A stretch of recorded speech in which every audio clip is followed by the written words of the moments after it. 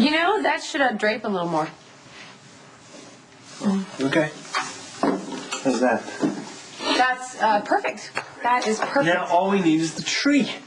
When's it scheduled for lights. delivery? We need lights. What are you talking about? We have tons of lights. We have red lights. And I promised Michael that our tree would be all white, so we need white lights. You really think it'll make a difference?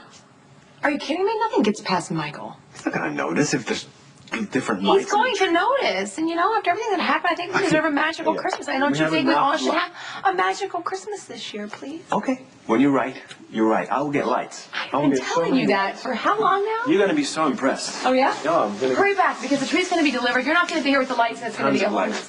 Bye-bye. Bye.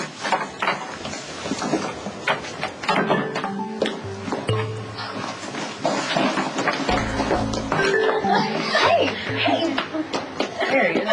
What's that? We nabbed the last sprig of mistletoe in Port Charles. Very last.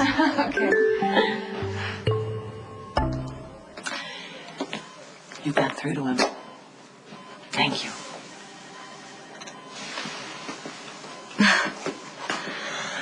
No backing out, right? Not a chance, sweetheart. Yes, we should go. Would you give my condolences, please, to Mac and Maxie? You're coming with us, right? No, I'm going to stay here. Dr. Julian's coming in. Well, if Dr. Julian shows up, tell him to come back in an hour. There, problem solved. I have no place at that funeral. They wouldn't expect me to be there. I would. I'm not kidding, Mom. You were awful to Georgie. I mean, you didn't get to know her. You just judged her. The least you can do is spend an hour, pay your respect. Tracy, I won't let Julian say a word until you get back. Go. Give your son what he needs. Hello, Felicia. You have really been missed. And I'm just sorry that your homecoming was due to such tragic circumstances. Thank you. Sorry about Emily.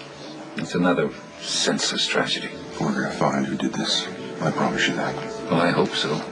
But in the meantime, today is about Georgie and what an extraordinary little girl she was. You know what Mr. Q really means is Georgie had no problem giving him an earful whenever he butted his nose too far into her business. If you're talking about my resentment at her marriage to Dylan, yes, I resented it because they were both too young. I understand. I chased Dylan off a few times myself. Good. We'll see now. Well, speaks to his character. I don't know of many teenage boys that would hang around if they knew that they were under the police commissioner's radar. I'm really sorry, Mike. Thank you. If there's anything at all that we can do, please don't hesitate. Thank you, Mayor. Thank you. Sorry.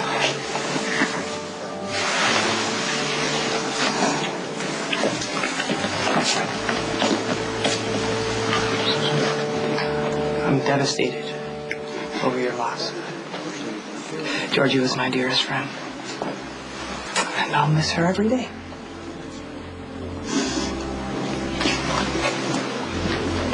Sorry, Commissioner. You too, Miss Jones. Back. You know, there was quite an outpouring at Kelly's this morning. People kept coming by and telling stories about Georgie.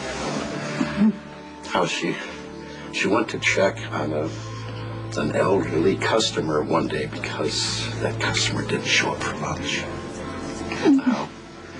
When business was slow at Kelly's and the tips were slim, she'd go to all the waitresses and ask them if they needed extra cash.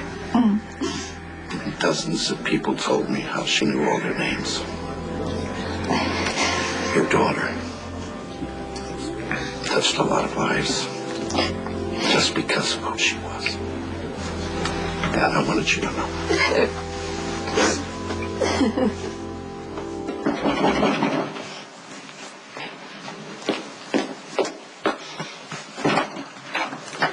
Thank you for picking me up. I don't think I could sit in the car with my mother the whole way there, especially when I have to get up.